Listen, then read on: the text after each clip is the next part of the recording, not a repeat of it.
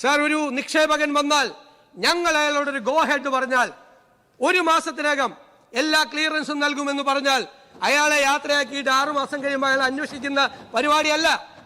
ഞങ്ങൾ ഓരോ ദിവസവും വാച്ച് ചെയ്യും.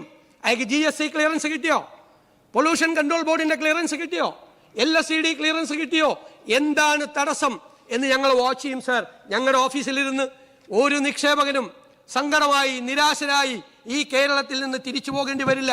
ഓരോ വകുപ്പുകളെയും ആർട്ടിഫിഷ്യൽ ഇന്റലിജൻസിന്റെ കൂടെ സഹായത്തോടുകൂടി ഈ സംസ്ഥാനം ഇതുവരെ കാണാത്ത ഒരു ഡാറ്റ ഡ്രിവൺ ഗവേണൻസ് കേരളത്തിൽ ഉണ്ടാവും.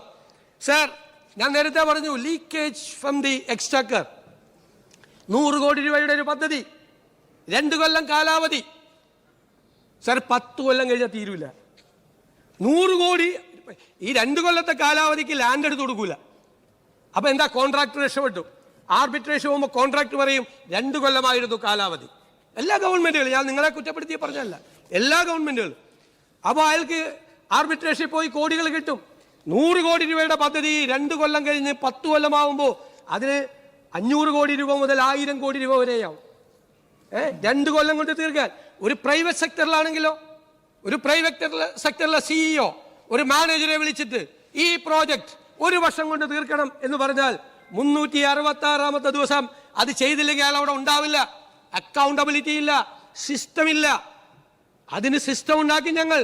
പ്രോജക്റ്റ് ഇംപ്ലിമെന്റേഷന് പ്രോട്ടോകോൾ ഉണ്ടാക്കി, അക്കൗണ്ടബിലിറ്റി ഉണ്ടാക്കി, ഉത്തരവാദിത്വം ഉണ്ടാക്കും. ലാൻഡ് എടുത്തു കൊടുക്കാൻ സാർ 500ഓ 1000ഓ 2000ഓ സർവേയർമാരെ വെക്കട്ടെ സാർ. അതിന് ഉണ്ടാക്കുന്ന ചെറിയ തുകയാവുള്ളൂ.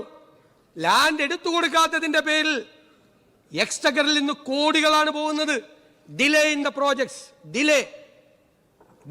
എനിക്ക് 25 വർഷമായി, ഞാൻ പറഞ്ഞല്ലോ, MLA എന്നുള്ള അനുഭവമാണ്. സങ്കടം വരും സർ. ഞാൻ പണ്ട് ആദ്യം MLA ആവുമ്പോൾ കൊച്ചിയിൽ 36 കോടി രൂപയുടെ ഒരു കുടിവെള്ള പദ്ധതി 98 തുടങ്ങിയതാണ്. 3 കൊല്ലം കൊണ്ട് തീരേണ്ടതാണ്. 2010 തീർന്നത്. 12 വർഷം കഴിഞ്ഞ് 36 കോടി രൂപയുടെ പദ്ധതി തീർന്നത് 172 കോടി രൂപയ്ക്കാ. ആരുടെ പണമാണ് സാർ? ആരുടെ പണമാണ്? ഞാനും നിങ്ങളും പാവപ്പെട്ടവരും അടയ്ക്കുന്ന നികുതി പണം. ചോർച്ച ഉണ്ടാകാൻ പാടില്ല. അതിനെ പ്രോജക്റ്റ് ഇംപ്ലിമെന്റേഷന് ഒരു പ്രോട്ടോകോൾ ഉണ്ടാകും എന്ന കാര്യത്തിൽ സംശയമില്ല.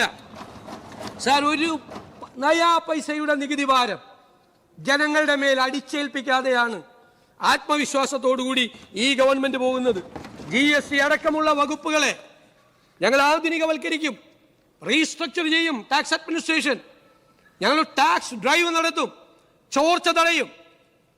ഒരുപാട് സാധനം കേരളത്തിൽ നിന്ന് പുറത്തു വന്ന് വിൽക്കുകയാണ് സാർ. വിൽക്കുന്നത് കൊണ്ട് എന്താ കുഴപ്പം?